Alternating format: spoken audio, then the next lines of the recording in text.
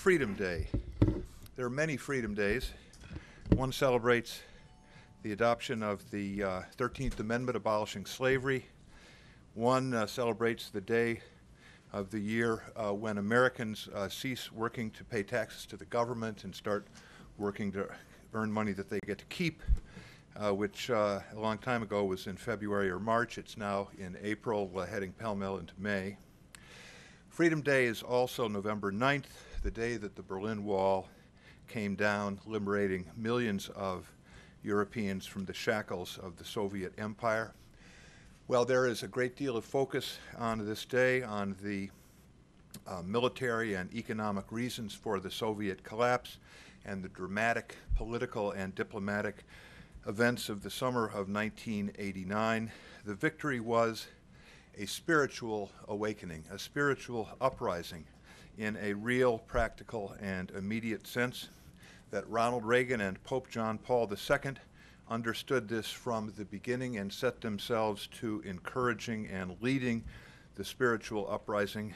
There can be no doubt of, as demonstrated in this morning's Weekly Standard essay by Newt Gingrich, Callista Gingrich, and Vince Haley. First of all, I want to thank Chris, who has been my mentor and guide from the time I stepped down, and he allowed me to come over and be part of the AEI family.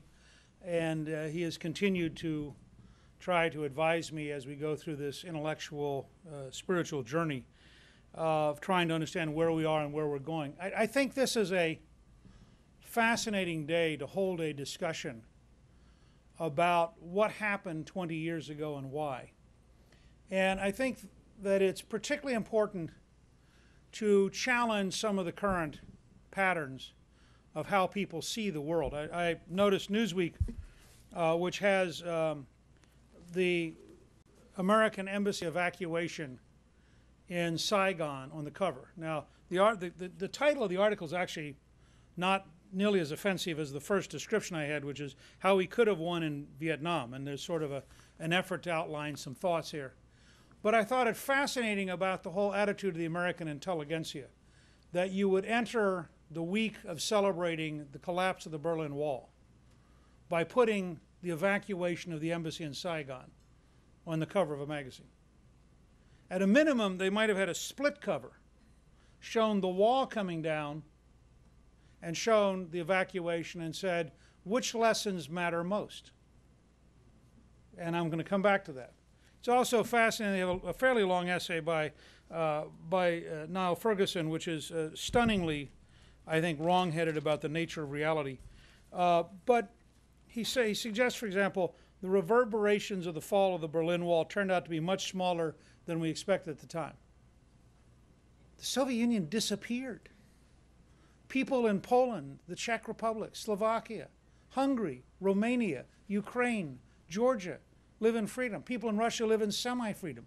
Estonia, Latvia, Lithuania are independent. What he really is arguing, and this of course is the modern left's great cry about history, is that we did not arrive at utopia. It turned out, for example, in Russia that rich Russians had huge advantages, and that KGB-connected, ruthless and murderous rich Russians had really big advantages.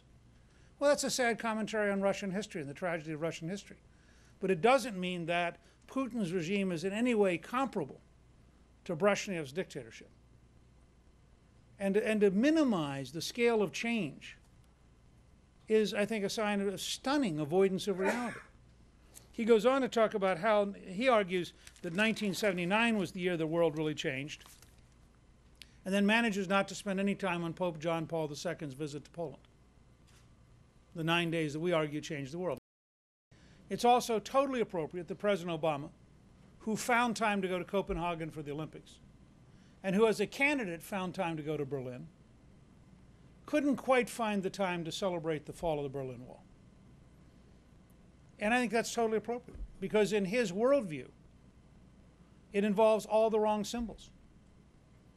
It doesn't involve embracing Hugo Chavez. It doesn't involve appeasing Ahmadinejad. It doesn't involve denying reality about Kim Jong-il. It doesn't involve any of the patterns of appeasement and avoidance, which are the heart of this administration. That's captured, by the way, eloquently and brilliantly by Tony Dolan in a little piece in the Wall Street Journal this morning called 4 Little Words, in which, as Reagan's chief speechwriter, he walks us through something which Steve Hayward here at AEI has also done brilliantly in rather more than a brief article in 2 long volumes, and something which Peter Schweitzer did in 2 books, Victory and Reagan's War. And the heart of it's very simple. Reagan understood the power of moral force. Reagan understood that words really matter. And Reagan understood that confronting evil is at the heart of the survival of civilization. And once they took power at the barrel of a gun, nobody had ever been able to overcome it. And in meeting with Lech Wałęsa in Gdansk, he asked that we attend the Sejm in Warsaw when they go to make this decision, because it's possible that they could roll the tanks and not permit it to happen, fearing that if a country can choose a non-communist leader and nothing happens, that it would unravel the entire system. Well, I got involved in government for 2 reasons: because I loved America and I hated communism. And I still bristled at the fact that in 1956, when those dear Hungarians stood up, no one came to their aid. Or in 1968, when the Prague Spring was being crushed, no one said or did anything to help them. But now I was in Warsaw as a member of Congress, and if they were going to roll the tanks, I was going to be there. And so in sitting there and watching that vote take place, they then froze after having chosen the leader, and no one knew what to do next. And I personally was jumping out of my skin. And so I was elbowing my wife how great this was. This is the greatest thing. Either they roll the tanks in 24 hours or communism is a political force and the world is dead. This is when somebody ought to applaud, do something. So she said, why don't you? I said, I can do that. I started to applaud. They started to applaud. We started to celebrate. But then we knew the next morning when Tudos Mazowiecki, the fellow that spent 6 of the previous 8 years in jail, the editor of the Solidarity newspaper, who is now going to be prime minister, that he shouldn't go in there alone. And so we were privileged to escort him, 5 of us, Bob and Elizabeth Dole, Bob and Liz McEwen, and Senator DeConcini, to go in with him. And we walked into the chancellery where he stood and looked around and said, you know, I've never been in there before. But he's now the prime minister. I gave him a flag that had flown over the Capitol. Elizabeth Dole, the cabinet member, gave a letter from the president. And Senator DeConcini said, we're going to pray for you, Mr. Prime Minister. And he didn't even wait for the end of the translation. He just turned and he said, that's what we've been robbed of for these last 45 years. That's what this nation needs. And then the dominoes began to go. August, September, October, until November 9th, the wall came down, and the lesson was given to the world that freedom can and will conquer. I think Reagan was remarkable in his orchestration and had thought about it a very long time. I mean, Reagan has been actively thinking about how to defeat communism since 1947. So by the time he gets to be president, he's had a fair amount of developmental opportunity. I think you could do it again. There's no reason you couldn't. I mean, we've done it 3 or 4 times in our history. We've had moments of extraordinary capability. I'm actually working on a piece arguing that Afghanistan's the wrong question. That's like debating Guadalcanal in World War II. That the right question is, what's the nature of the war?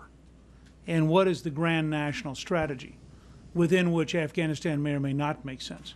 And it's important to remember in terms of Reagan that what he was doing was a coherent worldwide strategy that integrated everything from a military buildup to support for the Mujahideen in Afghanistan, to support in Angola and Mozambique, to activities in Grenada, to a public policy debate in Western Europe. I mean, there were an amazing array of things happening in parallel, including the deliberate lowering of the price of oil to bankrupt the Soviet Union economically. Now, I always felt that George W. Bush came very close in his second inaugural, which is a document well worth rereading. But he did not have the ability to marshal either the communication skills or to dominate the bureaucracies. And the result was that you don't see a translation of that second inaugural, which is an extraordinary Reagan-like statement about the importance of freedom.